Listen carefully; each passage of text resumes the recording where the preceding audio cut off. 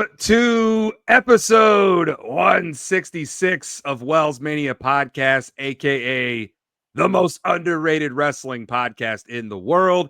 I am your host, the Kyle Wells, aka WellsMania, and this is WellsMania Madness, the selection show where the world's greatest co-host, Payne, he's here. And the WWE Human Encyclopedia, Jared Giles, he is here. And not here, but here in a way is the 5-foot giant, Chris Engel, because the four of us, the WellsMania Madness Committee, we've all come together and we have put together a bracket for you. Can I tell the viewers, I guess now since we're on video, viewers of the show, that we just spent the last hour debating this selection. So this was not, I don't want people to think like we're throwing this together on there. We just spent an hour breaking down and selecting and debating matches. So we put in the work. So respect the list is all I'm asking. I appreciate that. And Jared, thank you so much for being on this episode of WellsMania podcast. And of course, we've got the world's greatest co-host, Payne. First and foremost, fellas, we are on the road to WrestleMania, and we are getting so close to the March Madness NCAA selection show, which takes place this Sunday, where the bracket will be revealed. So that's where I came up with this idea for this concept. But how hyped are you guys for March Madness? March Madness is always the first weekend, or the first 4 days is always like some of the best days in sports. Yeah. I think personally, because you've got wall-to-wall coverage. You've got people skipping work or making excuses to watch the game on their phone or on a TV somewhere. Guilty. So, yeah, a lot of people looking off and, oh, you listen to me? Oh, sorry, I was watching some of the game of two random teams from the West Coast they've never heard of.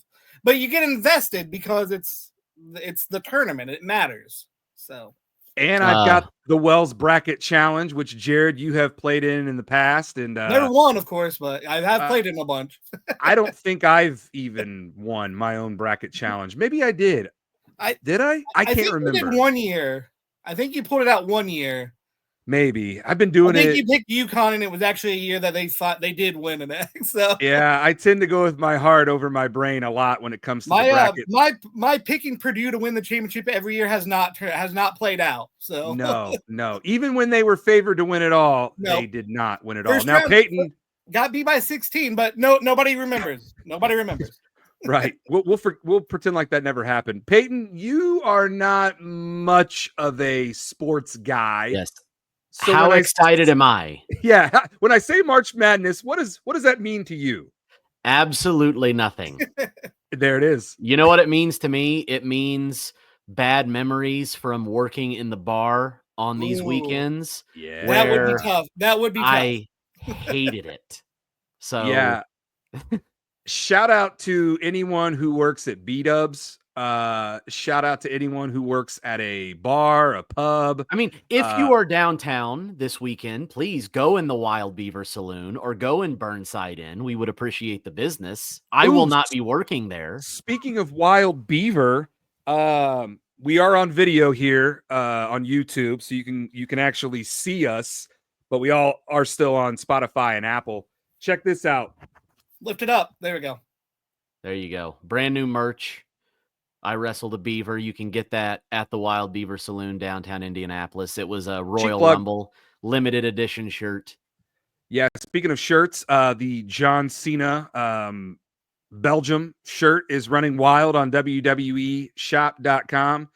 Special start time next Monday night, 3 p.m. Eastern time. It is Monday afternoon Raw. So I just wanted to plug that real quick. Now, March Madness, Payton doesn't really get into it. Jared and I do, but something that the three of us can all agree on is the road to WrestleMania. In WWE, is doing their own countdown to the greatest WrestleMania match of all time. I'm sure both of you have been seeing that. So I came up with this concept a couple of days ago. I was like, man, what can we do on the road to WrestleMania? And it just hit me. I was like, why don't we collectively come together? And Jared went above and beyond, because I only asked him, I said, hey, man, just come up with your, yeah, exactly. He's got a whole sheet of matches. Like, what'd you say, 32? 32. Yeah, you only needed 16 because we're doing a Sweet 16 style bracket here. But Jared went ahead and put 32, and that was probably just the ones that you wrote down on paper. I'm sure you had more on the top of your mind. Chris sent his list. He couldn't be here on this episode. That's why I said he's kind of here, but he's not here. We do have his list of matches, and then Payton came up with his list of matches, and I came up with my list of matches. So out of the 4 collective brains, we did it, fellas. We did it. And as Jared stated earlier, it took us about an hour to put this bracket together. So once again, shout out to the NCAA committee for putting together the March Madness bracket. I can't even imagine what it would be like to be in that war room putting that bracket together. But fellas, this was a lot of fun.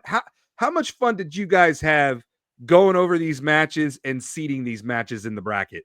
Well, there's nothing I love to do more than debate professional wrestling, so I had a good time with it. I mean, honestly, same. And I like, obviously I like talking to you guys particularly. Some people I don't really like debating pro wrestling because their opinions are very bad. So a lot of people use their emotions more than like real, and that's why I like having the debates. And some of the debate I think we'll talk about as WellsMania lays out these matches, how we got to it, and some of the things we talked about. But I think we had a good, healthy debate. And even though some of my matches got maybe pushed to the side, I think we got to the right 16. Yeah, and I put my John Cena bias to the side. I did not have 16 John Cena matches from 16 out of the however many WrestleManias he's been a part of. I only have 1 John Cena match, and only 1 John Cena match made the bracket. So for anybody out there thinking that we're playing bias and favorites over here, that should tell you that we are not. We took this very serious, and as Jared stated, we poured an hour into this, and I almost opened that up to you, the viewers, but nah. We got to keep some things in gorilla position. We can't pull the curtain back too much. You can't see how the wiring is going on inside of all 3 of our Hoosier domes, brother. So should we get this thing started? Has the play-in game finished yet? Oh, hold on. Yeah, that's right. We are still undecided. What was it? The 12 seed. It was the 12 seed. And as anyone who knows about March Madness, that 5-12 is notorious for a first round, first matchup upset. So that's the only seed as of right now, as of recording this, that we don't have a match on the bracket. But we will once we get to it. That game is still, the playing game is still going on. That play-in game is still going on. And I reached out to the 5-foot giant, who is obviously very busy. Well, he might be driving. He might be driving home right now. So this is true. This is true. So we threw 2 matches at him, and I told him, pick one. Pick one. He doesn't even know. He doesn't even know where this match is going. I just said, final vote time. We need your vote. This match or this match, and I'll reveal those 2 matches when we get to it. Yeah, when we get to the 12 seed. So all right, let's break this open. We're going to break it down. Let the debates begin. And I'd give you some fancy March Madness music here, but I don't have it. So this is the best I got. There you go. You're welcome. So the number 1 overall seed in the tournament, in the bracket, should not come as a surprise. We've got from WrestleMania 3, Hulk Hogan versus Andre the Giant. fellas, I'm going to open this up to you. We can talk about this match, what it means to the world of pro wrestling, and also how did we come up with this match to be number one overall? Well, I think let's just start by saying when we made this bracket, I kind of alluded to it earlier with Jared. Some people like to debate based on their emotions, and that's not how we made this bracket. We did not use our emotions. We are legitimately going off of wrestling history. And when you're talking about wrestling history, it is arguable that the biggest moment in the history of the sport is Hulk Hogan versus Andre the Giant at WrestleMania 3 in the Pontiac Silverdome. Pontiac Silverdome, brother. Yeah, I would say, you know, the slam was the first WrestleMania moment. Absolutely. So you take the first WrestleMania moment, you take whatever number you want to believe on the attendance, 93,000, 80, whatever number. I like 93,000. You take all the merchandising that's happened after the fact. And I mean, really, also, this was really the first solely pay-per-view. There were a lot of closed circuits for WrestleMania 1 and 2. So, I mean, making pay-per-view exist, I think there's a lot of good reasons Hogan Andre is the only number one you can have when you talk about all-time WrestleMania matches. I agree. And when we were putting this bracket together, I asked you guys, when you think of the Mount Rushmore of WrestleMania matches, almost unanimously, the three of us said Hogan Andre is arguably considered the greatest WrestleMania match of all time. It was on all four lists. Yeah. And it was high up on all four of our lists. I mean, I've got it as my number one overall on my top 16 here. And if you went out, if we did like a WellsMania man on the street and we just asked people, like, you know how you go out and you talk to 100 people, I guarantee you that over a majority of those people would say Hogan Andre when they think of the first WrestleMania match that comes to their mind, because the slam is, like Jared said, the first WrestleMania moment. I mean, we're not knocking 1 and 2, but 1 and 2 don't really have that defining WrestleMania, holy shit, legendary moment. That came at WrestleMania 3 with Hogan body slamming Andre. Well, and also, like, let's say greatest, some people might be thinking like, oh, what are you talking about? That match was horrible. It was so slow, blah, blah. We're not necessarily going off of in-ring work. We're going off of history. And sometimes the moment overshadows the in-ring work. The match itself is very slow and very boring. And it's mainly story driven, but it was such a big deal and such a massive moment. And those characters were so much larger than life that when watching it, people didn't care how good or bad the in-ring work was. It was a moment in time. It was like a moment that time stood still. Yeah. That's why it's number one. And I love the falsie in the beginning where Hogan went for the body slam and didn't get it. So you were invested. You wanted to see Hogan body slam Andre the Giant. And then when it finally happened, man, it literally almost blew off the dome there at the Pontiac Silverdome. So, yes, number one overall unanimous seed, Hulk Hogan versus Andre the Giant from WrestleMania 3. Peyton? I don't know how you're going to read these. I would suggest going straight to number 16. So then we can talk about. Yeah, he's going to go through the matchups. Okay. I believe if it's like the selection show, will show the matchups. Yes, which takes us to the 16 seed that will be going up the juggernaut, going up against the juggernaut that is Hogan Andre, WrestleMania 3. This one, though, might surprise a lot of people because this could be the Purdue situation all over again. It seriously could, because this match isn't even a year old yet.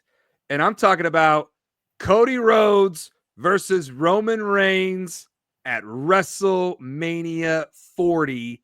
And Peyton, you were there, brother. You were Yes. there to witness that match live. Tell us about it. What was it like watching that match unfold?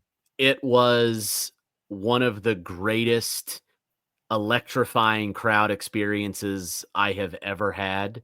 Um, that match is known now and synonymous with the last 5 minutes of it. I think Yeah. I think people have called that last 5 minutes perhaps the greatest 5 minutes of cinema in wrestling history, and I think that years from now is going to be a hard point to argue because it was literally the most perfect ending to a match I think you could ever write. It was a storybook ending.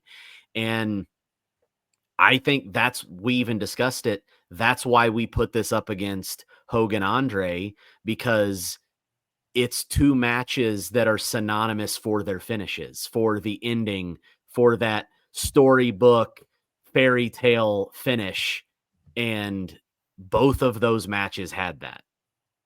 Yeah. And Jared, you made a great point during the selection committee that this match, though we've got it at 16, it very well could keep climbing higher and higher as the years go on. Yeah, I just think we, like you said, it's less than a year, so it's obviously clearly the most recent match on the list, but it hasn't had the time to gain the historical look back that a lot of these matches that we have later on the list, and obviously number one, have with it.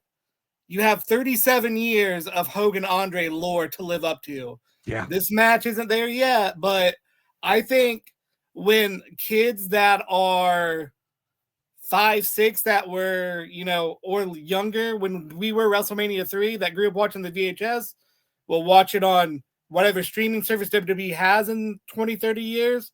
And it will be that match to a different generation of people, if that makes sense. The play-in game has finished.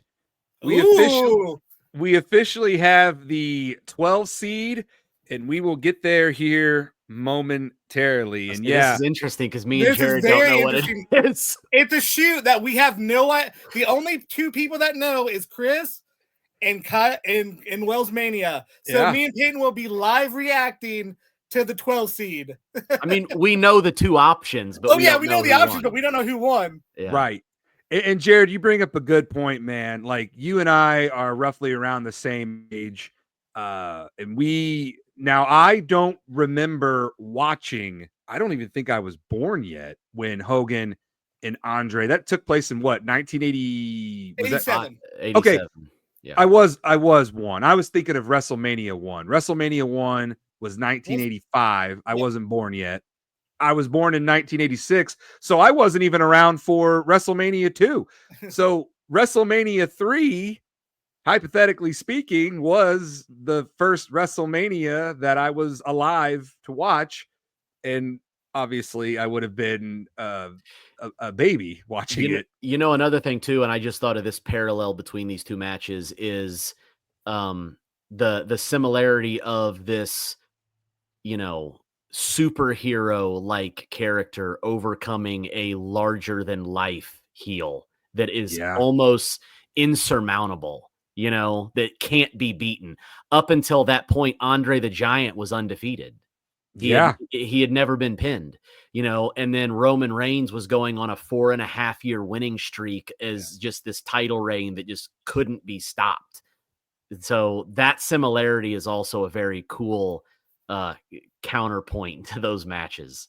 I think it's a really cool 1 versus 16 that, like Jared said, we could potentially have a 16-1 upset, which doesn't happen very often, but it has happened before in the past a couple of times during March Madness. Now, you're probably wondering, and I forgot to say this earlier, how are you going to be able to vote? Well, it's very simple. I am going to put up matchup by matchup for the Sweet 16 on my Twitter at WellsMania on Twitter. And I'm also going to throw it up on my WellsMania Facebook page. There will be polls and I will post those up probably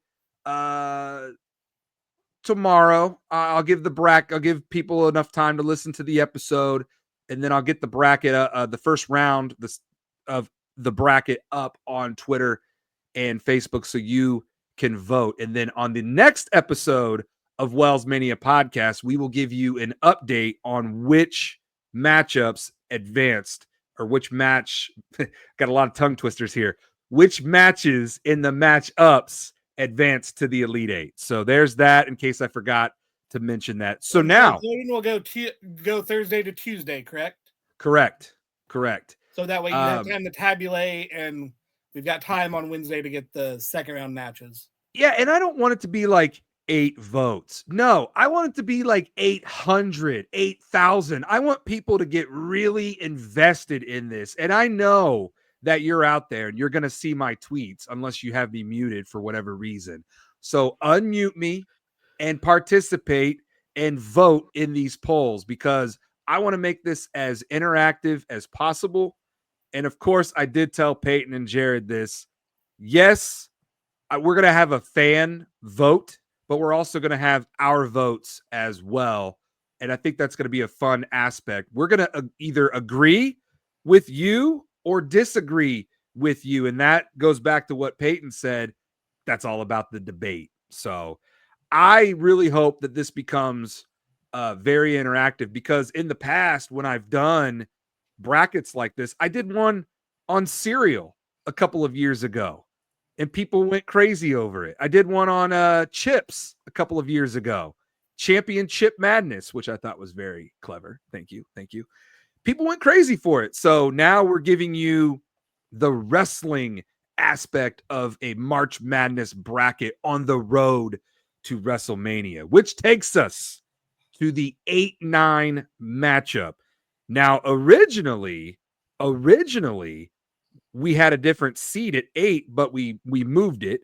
So the 8 seed that we have is Macho Man Randy Savage versus Ricky the Dragon Steamboat from WrestleMania 3 versus the 9 seed Kurt Angle versus HBK at WrestleMania 21. Peyton, take it away. I mean, they're both amazing matches. What do you think?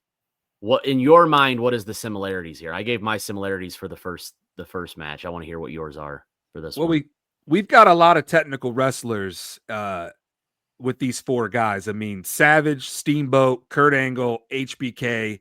You talk about 4 in-ring performers that can go the distance.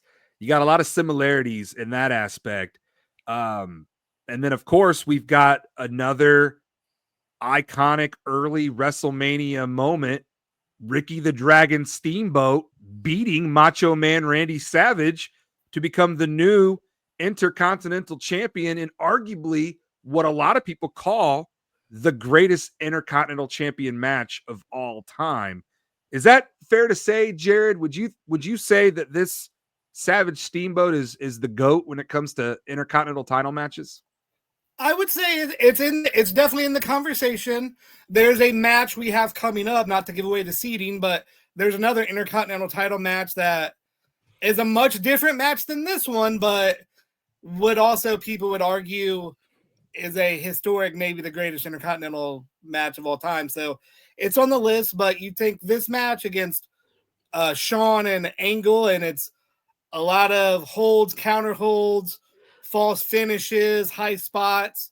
So I think this is a good generational battle of the 80s and the 2000s. Well, and I think, I've had people in the past tell me that they think that either Steamboat, Savage, or Michaels and Angle, I've had people tell me that both of those are the 2 greatest technical in-ring matches in WWE history.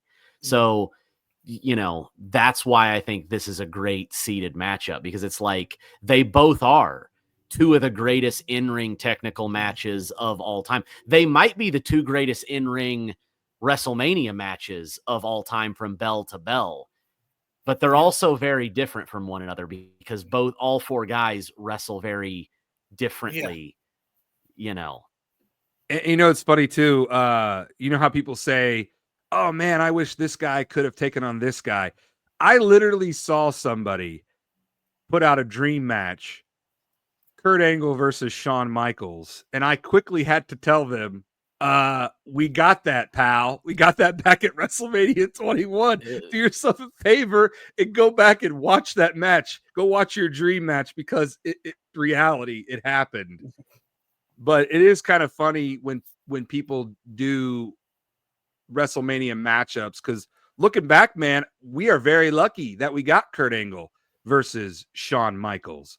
And Kurt Angle, I don't feel like Kurt Angle gets the love that he deserves. No. I you want to know something crazy? Like, look, think about this.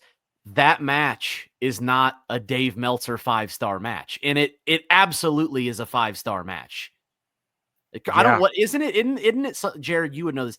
Isn't it kind of a joke that Meltzer has never granted Kurt Angle a 5-star match in his entire career? Yes, it is it is an ongoing joke with certain sections of the internet that Kurt Angle doesn't have a 5-star match and Will Ospreay gets one every week. So yeah, well, and once again, Dave Meltzer is a jabroni.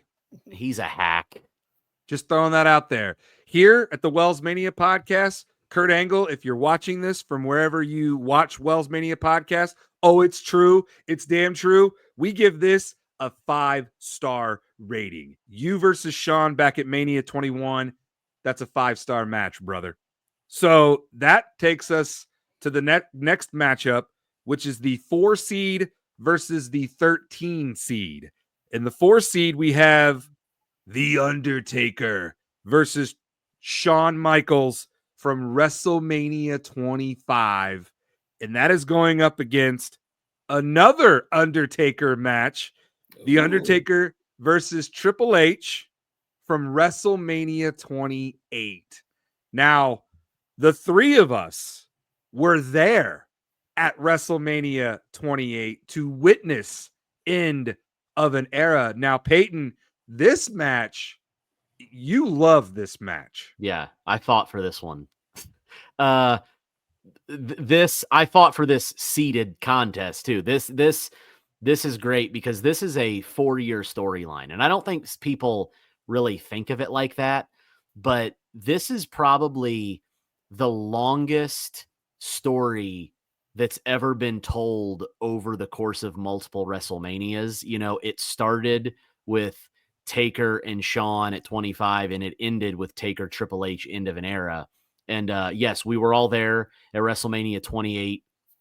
And I still say this to this day, that is my all-time favorite match that I was there to witness live. I think that match has the greatest near-fall finish in wrestling history. Yeah. Where the super kick into the pedigree, and then 1, 2, and he kicks out. I mean, it's the greatest near-fall ever in any match, in my opinion. So I think this contest between these two is great because, like I said, it's the start of the 4-year journey versus the end of the 4-year journey. And they're both so different. You know, one of them is a technical showmanship masterpiece, and the other one is a Hell in a Cell. is this gritty, brutal, story-driven, just savage masterpiece, you know, but they're both incredible to watch. Yeah, Jared, you were there.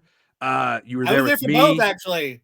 Yeah, I was going to say, I thought that you were at 25. So yes. You firsthand got to witness both of these matches live.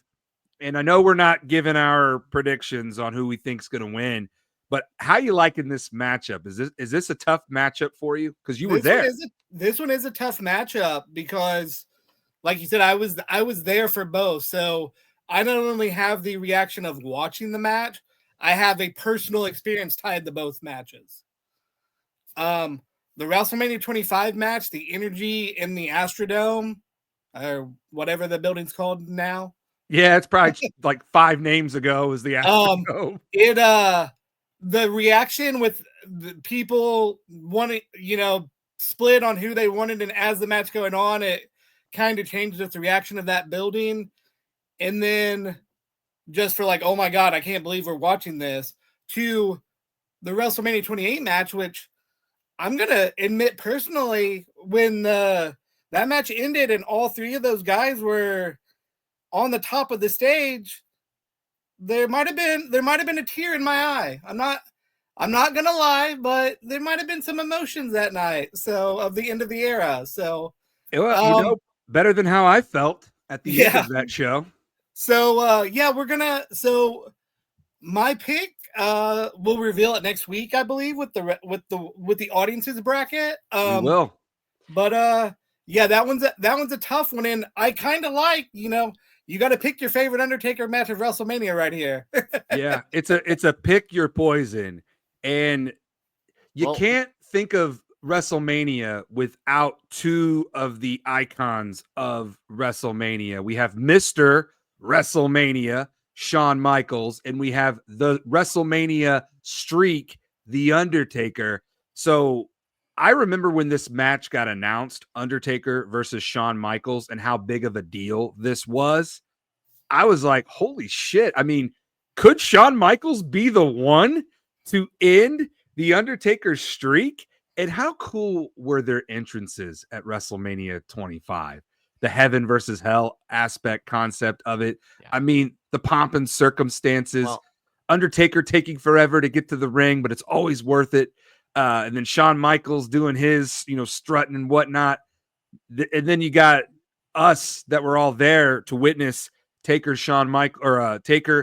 Triple H with Shawn Michaels as the ref. And you're right, Jared. There were a lot of emotions with those 3 guys at the top of the ramp. And you know what else made both of these matches even more special is if you go back and watch them, I'll argue that these are 2 of the greatest commentary matches that JR has ever performed.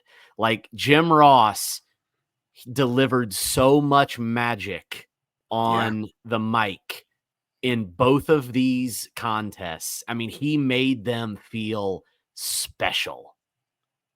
Yeah. And I miss good old JR, man. I would love for, I know he's doing AEW stuff, but maybe one day we'll get lucky and we'll get good old JR back at a WrestleMania. I mean, never say never, right? That takes us. It'll happen. You think so? Yeah. I mean, he's already a WWE Hall of Famer, so he'd have to come back for something really special to get him to want to come back. And I mean, he's still got it. I mean, I'd love to hear good old JR back on commentary one more time. But that takes us to the 512 matchup. Here we go. The infamous 512, like I said earlier, notoriously known as the upset matchup in any bracket. The 5 seed is Stone Cold Steve Austin versus Bret the Hitman Hart from WrestleMania 13. And then the 12 seed. I know what it's going to be. Thanks to the 5-foot giant, Chris Engel. Your face is giving it away. Send your hate tweets too. What's his Twitter handle? Here's his Twitter handle. Let me get it exactly. Yeah, we want to give him proper credit/blame. So we do. You can follow Chris on Twitter or send your hate tweets at 5-foot giant 77. And that is 5 spelled out, FIVE, foot giant 77. Give our boy Chris a follow on Twitter and also on TikTok. We're trying to get him to 1,000 followers. All right. Do I want to reveal who he picked, or do we want to reveal the 2 matches that were the play-in game? Just reveal it. Let's not give people a reason to be angry. Let's just reveal what the match is. Okay. So Chris has the 12 seed being, and Peyton, you're going to love this, The Undertaker versus Ooh. Kane That's kind of a surprise. That's not what I thought you were going to say. From WrestleMania 14, brother versus brother. I love it. I love it. Your face was telling me it was the other option. I was a good sell. I'm a good seller. That's what I do. I enjoy that pick. That was a good twist. Do we want to reveal what the other match was, or do we want to leave it a surprise forever? Let's let people dwell on it and let their imaginations run wild. Let's do this. How many votes are you wanting for this first round tournament, Kyle? Like in a perfect world. Collectively? Yeah. I mean, 1,600 would be nice. That's 100 votes per matchup. Okay. So let's do this. Let's do half of it. If 800 collective votes throughout all the tournament, we will reveal what the other play-in match was next week. Okay. Yes. So that gives people a reason to vote, a reason to discuss, and a reason to turn in next week. Yeah, because the other match was I'm just gonna say it was very different from the Kane. Very different. Match. Very different. And dare I say the word controversial? I think that doesn't give it away. No, or maybe it does. You never know. But we do have the 5 seed Stone Cold Steve Austin and go ahead. And Bret Hart at WrestleMania 13 versus The Undertaker versus Kane at WrestleMania 14. Go ahead, Peyton. I was gonna say I think the right decision was made. I think history will say the right decision was made. Both of these matches, if we're just going off these two, very different matches. Oh, yes. You know, one of them was a match that the entire story of this feud was kind of told in the match itself, like from start to finish. You know, WrestleMania 13, Bret and Austin, the double turn, that's what it's famous for. And the story of how Austin started the match as the heel and ended it as the babyface, and Bret started as the babyface and ended as the heel. And then on the flip side, 1 year later, you have WrestleMania 14, Kane and The Undertaker, and probably one of the most anticipated story matches of the entire Attitude Era. A year of building up of the debut of Kane and Paul Bearer betraying The Undertaker, and when is it going to happen? And then Kane showing up, and then Taker refusing to fight him, and then finally this match only being able to happen at the granddaddy of them all. And you want to talk about finishes. A lot of people forget this. Kane is the first person to ever kick out of The Undertaker's tombstone in this match at WrestleMania. And he did it right there. He did it twice, so, and then of course, you got the Pete Rose effect, Kane tombstoning Pete Rose. R.I.P. This match. Pete Rose. I think this is a fun contest. I think they're very different, but they're both really fun to watch. Yeah, and I'm kind of glad that Chris went with the Taker Kane, although it would have been very interesting to see people's reactions from the other match going up against Austin and Hitman. Jared, what are your thoughts of this matchup? I think, I think it's like you said, it's two very different matches, which I think, the old adage of MMA is styles makes fights. So I think this is a good matchup for people to debate of which one is better, which one is their favorite, however they're going to come at it from the voting aspect. Two very different styles, two very different ways the matches are worked. I think these are different ends, but I think a good encapsulation of what WrestleMania, especially in the mid to late 90s, was. Spectacles, matches built for months or a year. So good matchup. And I love that shot of Austin bleeding being in the sharpshooter. Yeah. I mean, that is a very iconic WrestleMania image. And this matchup's going to be good. I mean, there's a reason why it's called the 512 upset special. I mean, I would not be surprised if Taker Kane from 14 upset Austin Hitman from 13. You want and just talk about moments in matches. Everybody always wants to talk about, we talked about Taker, Sean, earlier, the infamous dive where Taker landed on his head. Everybody forgets the dive at WrestleMania 14 where Kane drove Taker head first through the announce table on the same dive. Yeah. Well, that gives you all the more reason to consider that 12/5 upset. Let's go on the other side of the bracket where we have the 2 seed versus the 15 seed. And this one's good. I mean, this one, arguably 2 of my all-time favorite WrestleMania matches. We have Hogan, Hollywood Hulk Hogan versus The Rock at WrestleMania 18, Icon versus Icon. And then we have at the 15 seed, once in a lifetime, John Cena versus The Rock at WrestleMania 28, which once again, the 3 of us were there at WrestleMania 28 to witness once in a lifetime. Now, I do want to show you guys, I'm wearing the Toronto Elimination Chamber John Cena t-shirt before he did his heel turn, which comes full circle because now he's teaming up with The Rock. So what a difference. My last WrestleMania that I went to was WrestleMania 28, where I got to see John Cena versus The Rock. Fast forward, the next WrestleMania that I'm going to is WrestleMania 41 next month in Las Vegas, where The Rock has John Cena on his side, and it's going to be Cena versus Cody Rhodes.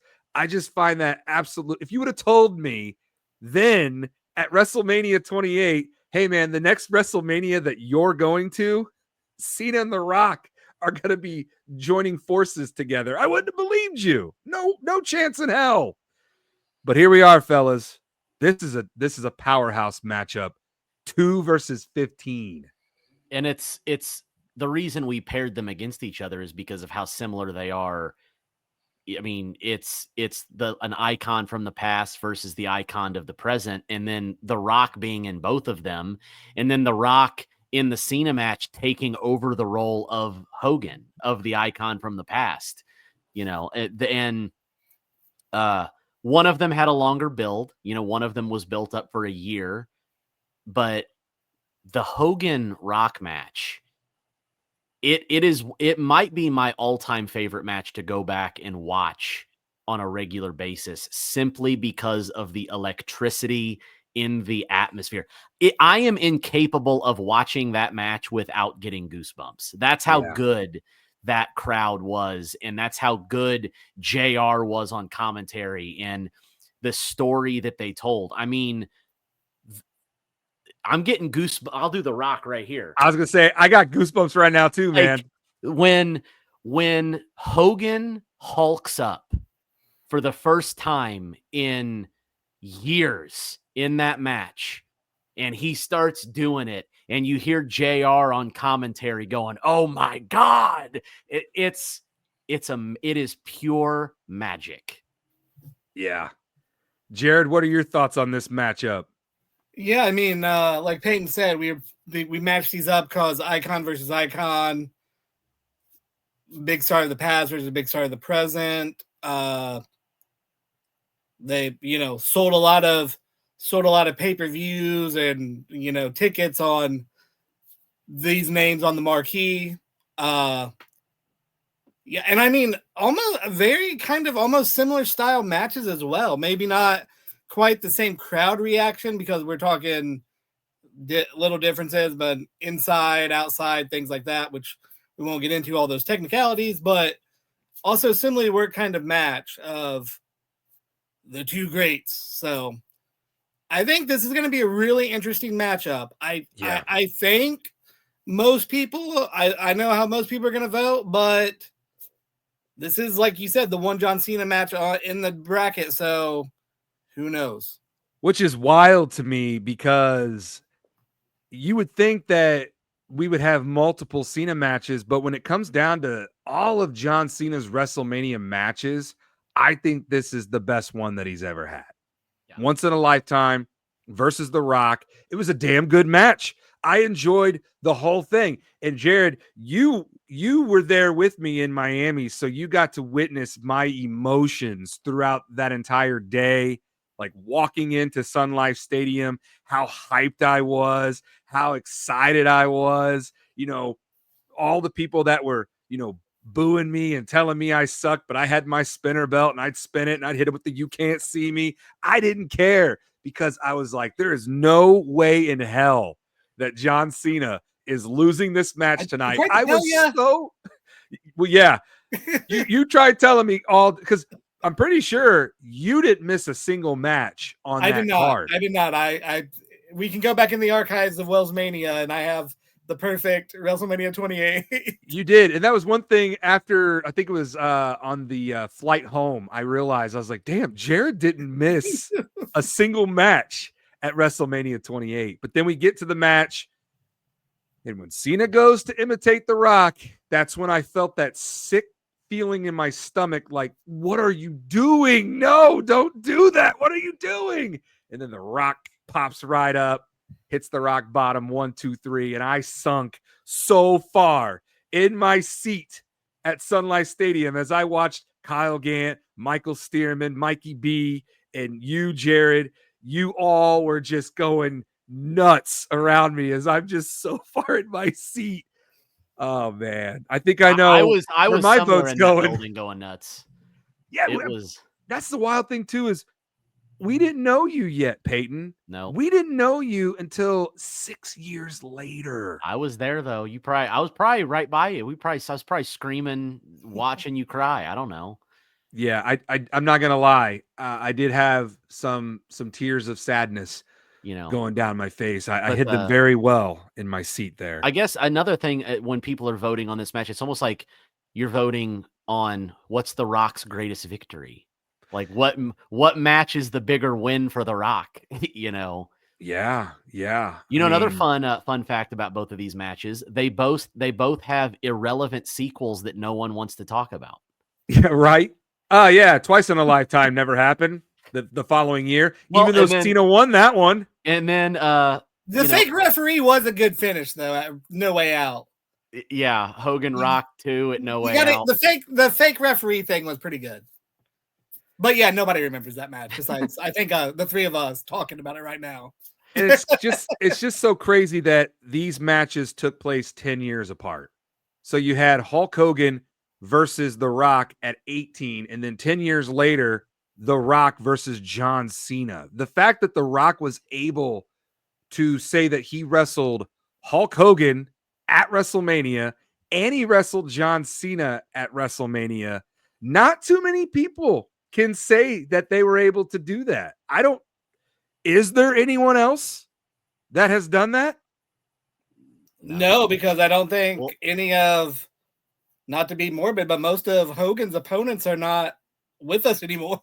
Well, then you think, and we'll get to it later, but you could argue that The Rock is the biggest match wrestler in WrestleMania history. The man, he didn't just fight Hogan, he didn't just fight Cena, he also fought Stone Cold Steve Austin.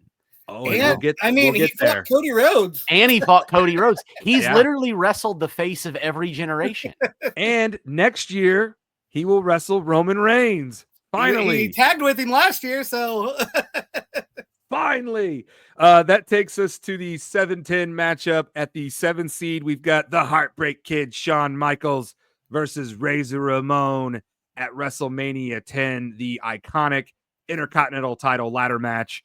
And it is going up against another iconic ladder match, TLC match, that took place at WrestleMania 17, Edge and Christian versus the Dudley Boys versus the Hardy Boys. And we've got ourselves a good old which ladder match was better matchup here, Peyton? It's two very different ladder matches, though. Like, that's what makes it so good is, the Razor Shawn ladder match was almost like a normal match with the implementation of ladders, which is what made it really cool.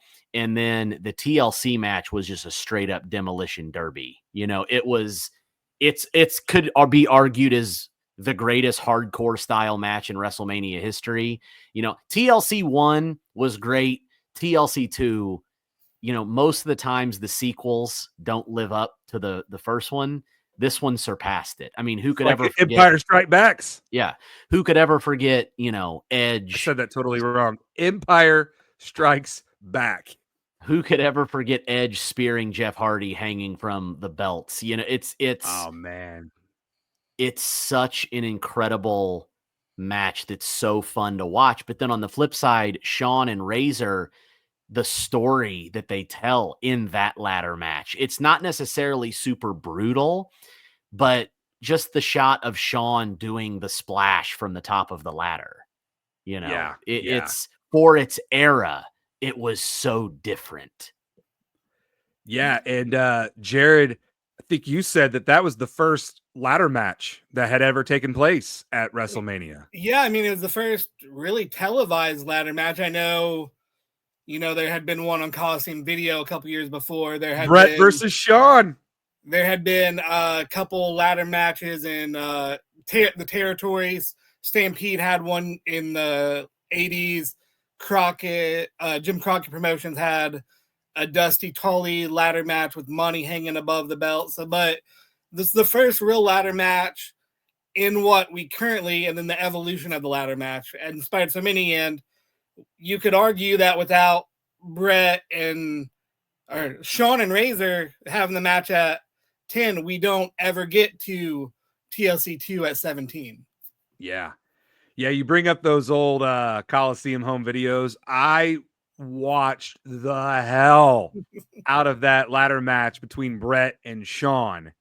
And looking back, it got me excited for Brett. Or I'm sorry, we keep saying Brett and Shawn. They're like 1A, 1B. Shawn and Razor at WrestleMania 10.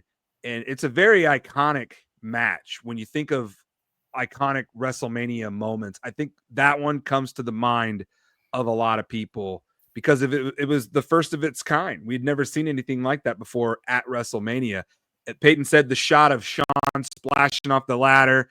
I like that shot of Razor at the top of the ladder holding both Intercontinental titles after the victory, because Shawn, he had the imposter Intercontinental title, and that's the whole reason why we had both Intercontinental titles hanging high above Madison Square Garden there.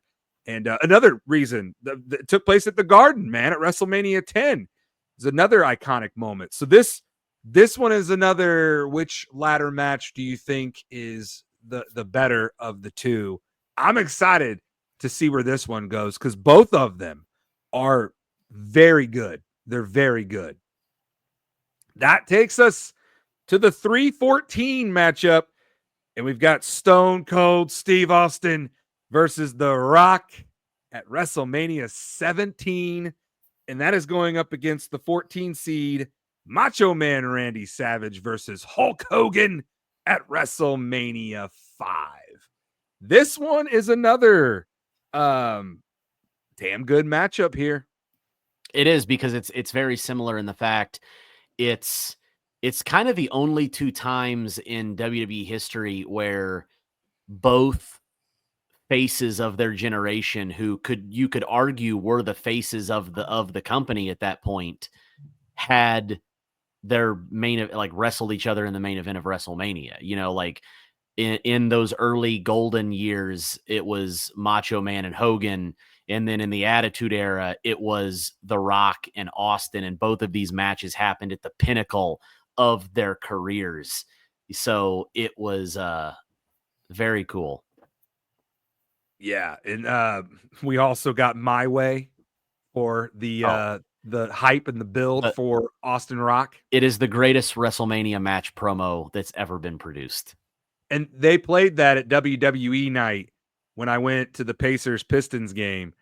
And dude, I was marking out watching them incorporate My Way with clips of the Austin Rock match from this WrestleMania and Pacer clips integrated into it. I was just like, whoever edited that deserves an award. I don't know who you are, but you deserve an award. I hope you get it this year because there ain't nothing topping that. So shout out to whoever produced and edited and put that together because I'm getting chills just thinking about that. Jared, your thoughts on this matchup?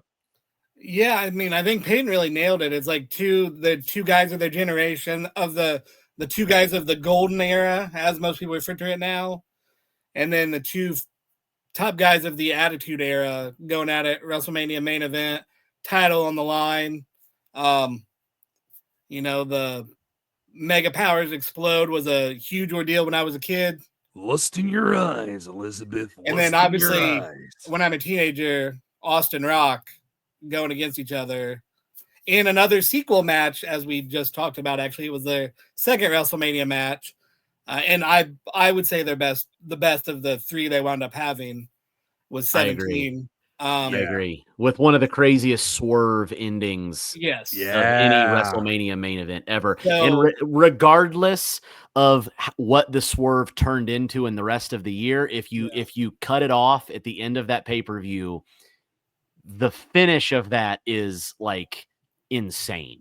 Yeah. Don't look at what comes later. Just look at that. And then the way they had hinted in the promo that they did on SmackDown before, and they show again in the video, and then Austin staring at himself in the mirror right before he goes out, and which you don't know at the time what it means until you look back and go, oh, that was all connected. But this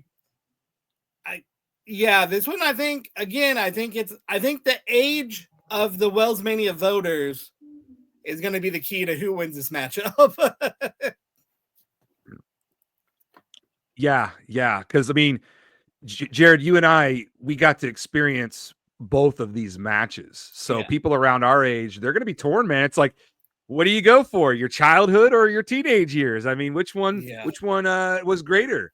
But yeah, I'm really excited to see the result because a lot of people think that Austin Rock from WrestleMania 17 is one of the greatest, if not the greatest WrestleMania matches of all time.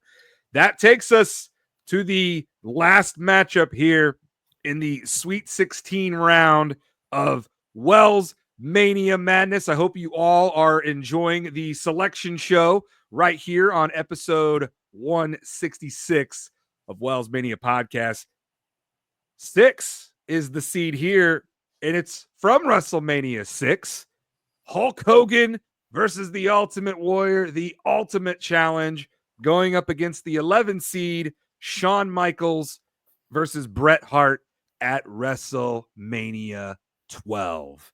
This is quite the matchup again, which all of these are. I mean, we can make that case for every single matchup that we've made. Peyton, your thoughts on this 6-11 matchup? Well, you know what I love about it is some are so stylistically similar and then some are so stylistically different.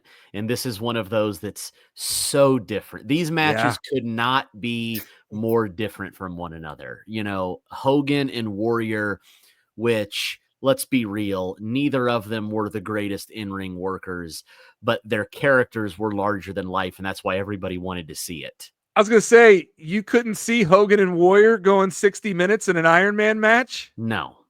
But then you have Bret and Shawn, who have maybe the longest match in WrestleMania history that's a main event. It's up there. And it's a phenomenal match. It's long, it's drawn out, but it's an unbelievable match. And both matches have I would say the only thing that's similar about these matches is the story of their finishes, where two guys achieve their dream of becoming world champion. Ultimate Warrior defeats Hulk Hogan and becomes, which was unheard of at that time. Yeah, and which was unheard of, and even if it was for a very, very short period, becomes the new face of the company. And then Shawn Michaels beats Bret Hart. The boyhood dream has come true and kind of takes the mantle from Bret to become the new face of the company. What do you think, Jared? What do you like about this matchup? Oh, like Peyton, I think. Again, Peyton nailed it. It's the most these two are the most stylistically different matches of our tournament.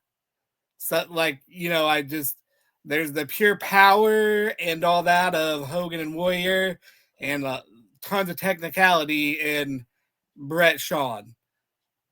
One match that you wouldn't want to go, I don't know, I don't have the time in front of me, but I don't think Hogan and Warrior maybe went 20 minutes. I'll look that up while you're talking. And that was what they needed. And, Bret and Shawn went 64, 65 minutes, something like that with the overtime. So just completely different matches, but two changing of the guards, two matches that I think when you think of WrestleMania, I think these are two moments, or where the title wins, are what you think of when you think of WrestleManias.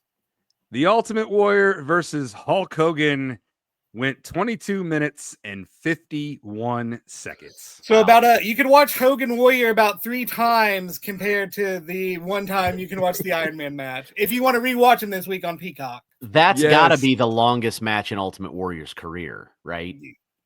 I would think so. It's got to be that match or the WrestleMania 7 match with Savage. It's got to be one of those two. Yeah. Yes. Now, the Shawn Michaels versus Bret Hart Iron Man match. 64? 1 hour and 1 minute and 56 seconds. So, 62.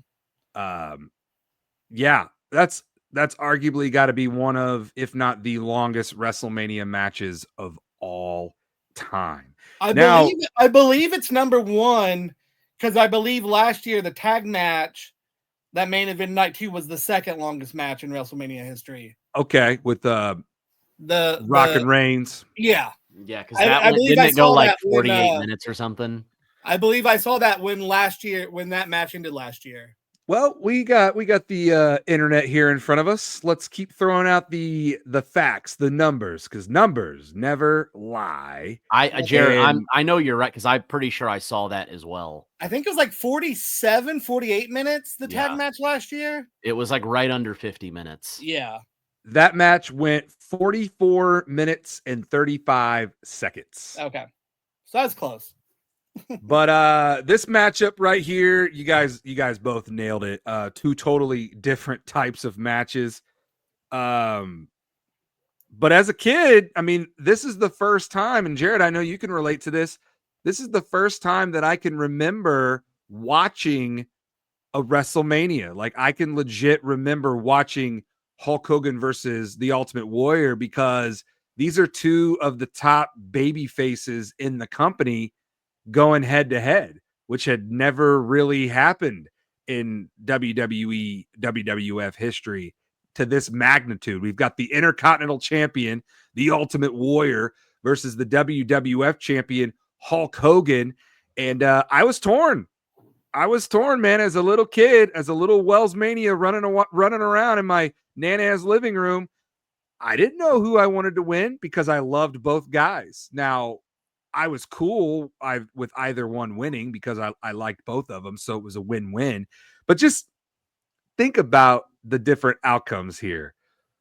What if Hulk Hogan would have won and become the new Intercontinental Champion? I mean, I guess you could argue in history maybe he should have, because the Warrior run after he won the title was awful, and they went back to Hogan very quickly.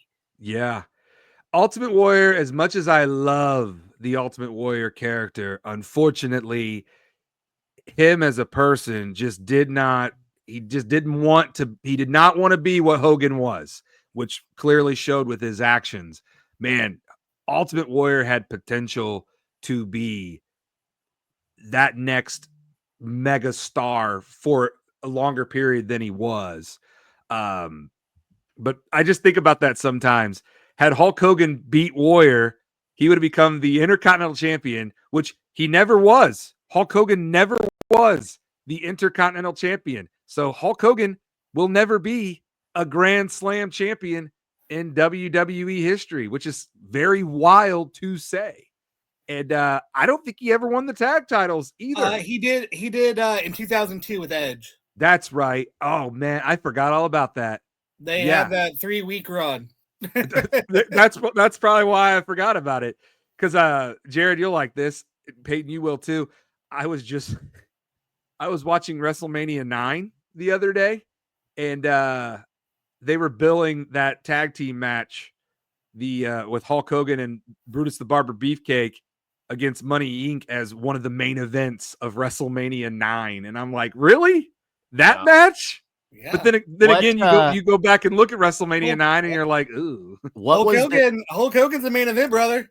Yeah, he is, brother. What was the name they gave Hogan and Beefcake? They had the Mega Maniacs. That's it. There it is. That's it.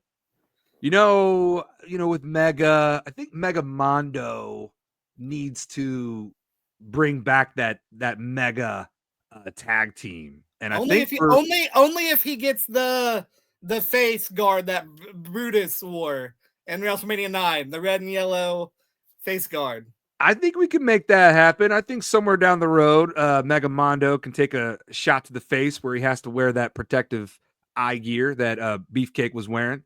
But yeah, this matchup right here, this is going to be another, what do you go for? Your childhood versus your teenage years. If you're around Jared and I's age, that's what it's going to come down to. But that is it right there.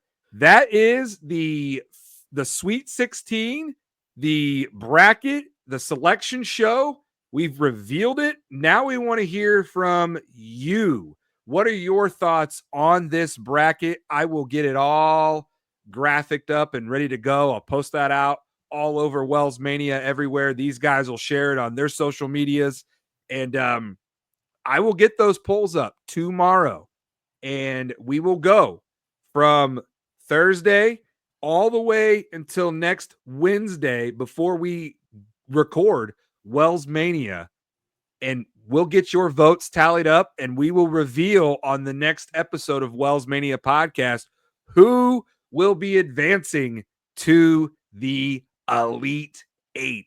And then we'll do this all over again. We'll talk about those matchups, and I can't wait, fellas. I'm really excited to see the results of the matchups that we just announced on this episode.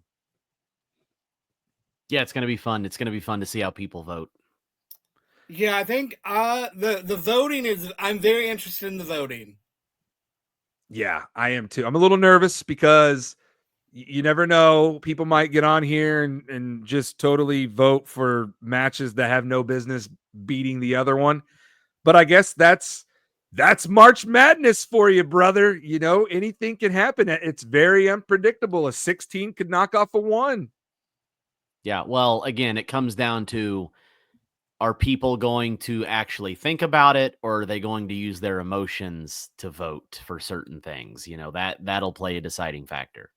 I just hope that people get into this as much as we are into it, because this gets me hyped for WrestleMania. This gets me hyped for March Madness. I love filling out brackets. Literally, I'll fill out a bracket about anything. Literally, it can be a bracket about best restaurants that have chicken fingers.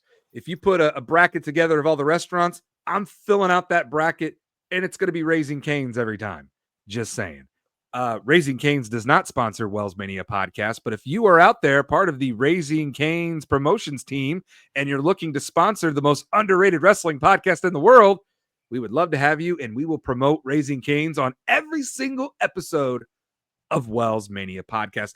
Honestly, that goes for any business out there looking to get your business out there to continue to grow, to continue to make money, to get eyes on your prize. If you want to sponsor WellsMania podcast, tweet at WellsMania and let me know, because we are looking for a brand new sponsor. Jared, Peyton, this has been a lot of fun. The WellsMania Madness selection show is what I think I'm titling this episode. And before we go home, is there anything else you guys want to throw out there? Yeah, I thought Lawrence Taylor and Bam Bam Bigelow was supposed to be on the list. Well. Close, but no. Sorry. Yeah, and honestly, I know I've got the Bret the Hitman Hart, Rowdy Roddy Piper, Jonathan Bartlett poster hanging up on my wall from WrestleMania 8.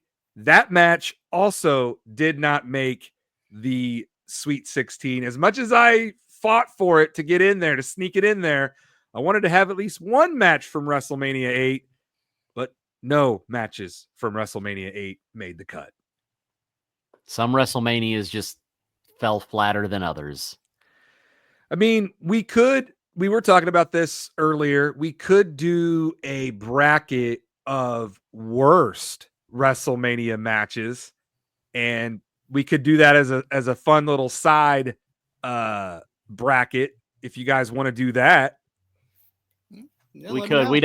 You'd have to give me time to think about it because there's a lot of bad WrestleMania matches. So, yeah. You can just go look at those. I mean, every match from WrestleMania 11 could make the bracket. I was going to say that WrestleMania, you and I talked about that card the other day, and it was outside of Shawn and Diesel.